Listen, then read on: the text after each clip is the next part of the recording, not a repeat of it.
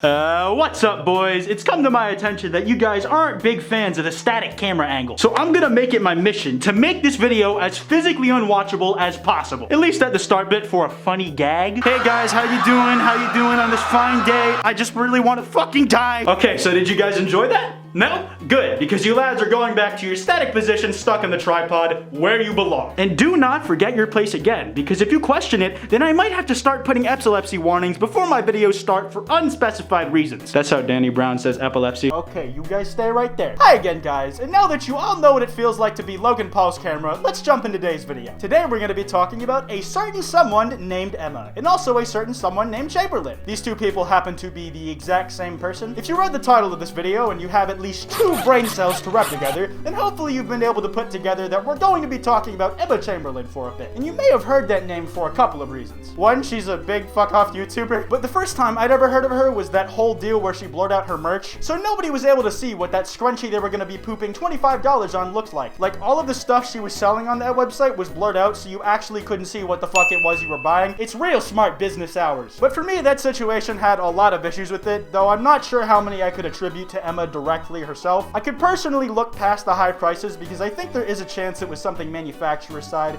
and there's also a chance that Emma got stuck defending that thing on her end, and as she said herself, I'd like to say that I didn't come up with the prices for my clothing line. All I did was design the clothes, and I agree. I think it's really, really expensive, and the brand Unif, like, they hand sew, like, all the clothes, and most of the pieces in my line were literally, like, hand sewn. The scrunchies, they were literally hand sewn scrunchies, and, like, there's a little tag in it that, like, they hand sewn in. Really... Someone in a literal, like, place was sewing every single scrunchie, so obviously we want to pay them as much as possible because they did all that manual labor. That's gonna make it cost more. And if what she's saying about the prices being set manufacturer side because of all the stuff they make is done through manual labor, then the pricing for stuff like that makes more sense to me. And even if the pricing was her choice, I feel like it is mostly buyer's prerogative. Like, in most cases, not all of course, if there's a product that is expensive and maybe you think it's overpriced, but someone is willing to pay that amount for the product because they personally feel what they would be getting is worth it, then more power to them. I may very strongly disagree with your purchase, but do you? I think the real issue there is that you had no idea what the fuck it was you were supposed to be getting, because everything was blurred, like I said, and I still have no idea why that was. To try and compare this whole situation to a higher-end YouTube clothing brand, I think was done pretty well. You guys might remember that last year, FaZe Banks launched a clothing brand called Loose Chains, and it was all meant to be hypebeast-oriented stuff. Shit was really fucking expensive because of it, but Banks didn't try to hide that. He was straight up about how he was trying to make a high-end streetwear kind of meme, and you knew exactly what it was you were going to be getting out of that clothing. In fact, there was even a physical pop-up shop to supplement the online drop. They gave a bunch of details on what the products were going to be, how they looked and all that. So if you, as the consumer, felt like they were offering a product that was worth their self-admittedly high prices, then go for it. Whereas in comparison, Emma's clothing also had these really high prices for stuff, and you had no idea what it was you were getting. And because of that, I saw a lot of people comparing Emma's merch to a literal gamble, because apparently all the stuff she was selling was in one size, and again, you didn't know what it was you were going to get to start with. And while I do kind of see where that comparison to a gamble comes up, I just don't think it's 1-to-1, because from what I understand, everybody who bought a specific product would have been getting the same thing, but then again, you also are taking the risk of that same thing at all being any good, so fair enough on that part, I guess. The merch line was called Low Key by MSC or something, and I'm not really sure if this has anything to do with that, but now she has High Key by MSC. Who knows which came first? Probably a lot of you, but more importantly, which really came first? The Chamberlain or the Emma? There's more to this merch situation, but I want to talk a little bit more about Emma in general. If you're interested in this particular topic, you can check out I'm Alex's video on it. He does a pretty solid job of covering it over on his channel. Hang on. Sorry. I just got an iMessage. Shut up. You drink bath water from Emma Chamberlain. I really wish you'd just stop bullying me. It's not bullying, it's spreading the truth. You can't hide from shit anymore, I am Alex. The bathwater meme is dead. This joke was unfunny on arrival. But on the topic of Emma Chamberlain's content specifically, I personally really enjoy it. Like, if you think of it on only a purely production level, I think her editing is really solid. To be fair, I do have limited experience on the amount of her videos that I've seen, but what I have seen was pretty good. The editing can get pretty creative at points. I think it makes good use of timing and effects and cutaways and all that shit. I think the gags she uses are done pretty well and tastefully, so on that base level, level, it's really enjoyable to me. Her camera presence is pretty strong as well, and it's kind of got its own flavor that I think is unique to her. It's kind of bolstered by the editing style. She seems a lot more self-aware, or in a way, more self-confident in herself. Like, she'll take digs at herself saying she actually is a penis, and she's not afraid to make herself the butt of a joke. You're awesome. Kaylin, no! God. You're too much of a girl for this. I actually have a penis, so let me take it away. Now, the reasoning behind wanting to make herself the butt of the joke is totally up in the air, and it's more her business than mine. But yeah, bro, it's kind of epic. All in all, she is a pretty unique creator in my eyes. She makes enjoyable stuff, and it's cool to see, and all that other gay shit, which I'm not about, by the way, because I ain't fucking gay. Now, she's got all this compelling stuff about her, and she's been getting a whole lot of eyes on her as of late, but there has to be some kind of paranormal draw to her existence and her channel. Something just waiting to be ousted by the likes of the YouTube community. And ladies and gentlemen, that's exactly what I've come here to do today. The reason for Emma Chamberlain's unprecedented and blow-up success is because in her vlogs, there's people doing Fortnite dances. Tomorrow I'm off to TanaCon. Hold on.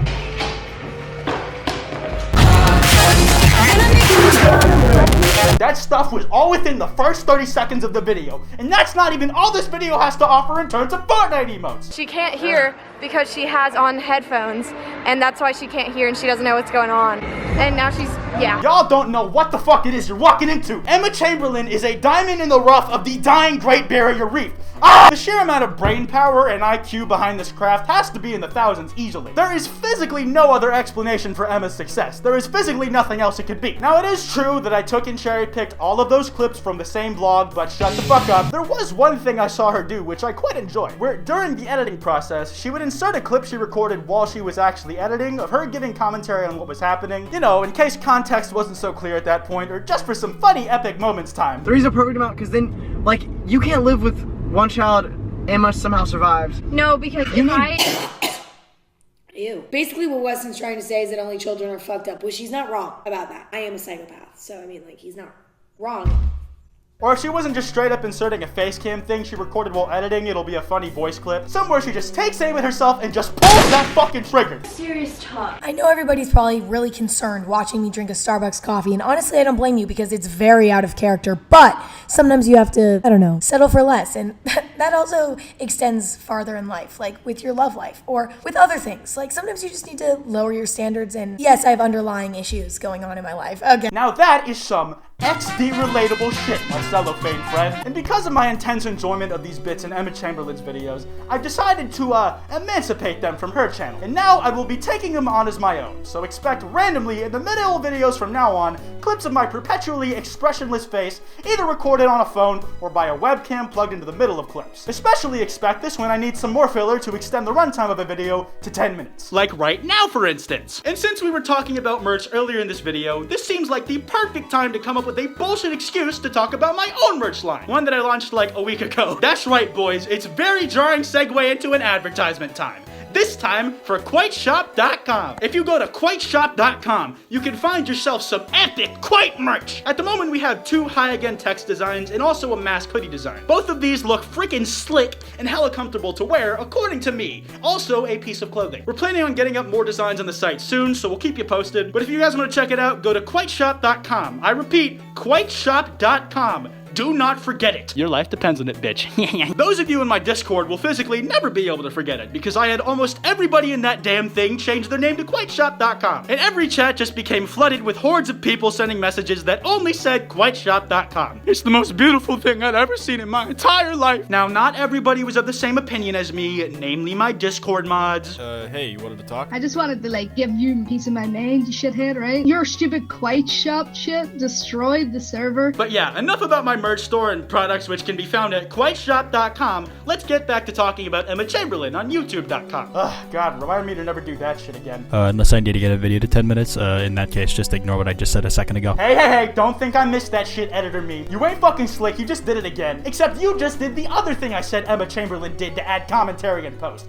You ain't fucking slick, future me. I already said you weren't slick, didn't I? But yeah, focusing back on the topic of Emma, she won Breakout Creator at the Streamies this year, and for whatever reason, her acceptance speech was considered cringy by a lot of people. Like, it got its own upload titled Emma Chamberlain Cringy Streaming Awards Speech, and it got in 2018 Streamies Cringe compilations. Which, fun fact, I just found out are videos that exist. I mean, we can just take a look real quick and decide for ourselves, I guess. I'm scared, but I just want to say thank you guys for being so welcoming because I'm new, you know? It's been great. Thanks, I guess. I love you, Mom and Dad.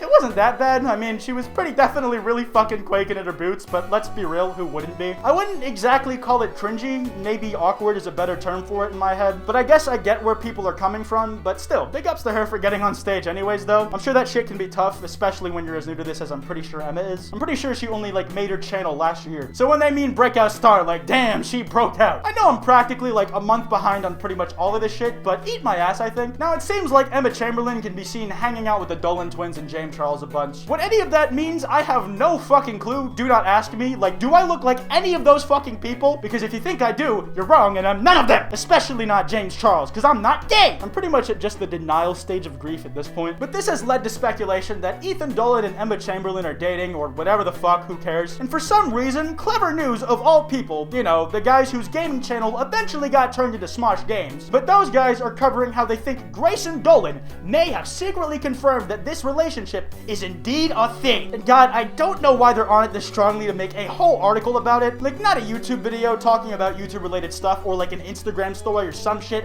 An actual article on their website. This feels like something you'd find on a fucking fan account. But I feel like coming off the heels of that article, I want to fuck off from this video forever. So I'm gonna wrap it up here. Emma Chamberlain, at the end of the day, is in my opinion a pretty harmless content creator and actually pretty good at what she does. Let me know what you guys think, or if you think I missed anything, or if you just think I'm dead fucking wrong in the comments below. If you enjoyed, be sure to drop a like, and if you're new, subscribe. Like I mentioned earlier in the video, I recently launched KwiteShop.com. We have those 3 designs I mentioned earlier, and hopefully we'll be adding more soon. So if you want to check it out, links to that will be in the description. If you want to support the channel a little more directly, you can do so by clicking that join button next to the subscribe button and donating $5 a month to get things like custom badges and custom emotes. It's totally optional, but it helps out the channel, and it is much appreciated. I have a podcast with Wild Spartans and FPS Diesel called Loudmouse. We upload 2 new episodes every week on Tuesdays and Saturdays, and we're up on iTunes, SoundCloud, and YouTube. You can follow me on Twitter at Kwite and on Instagram at Kwite.png. Links to both of those in the description below. And lastly, I also have a Discord server. Link to that in the description as well if you're interested. Anyways, this has been Chamberlain Emma, and I will see you guys next time.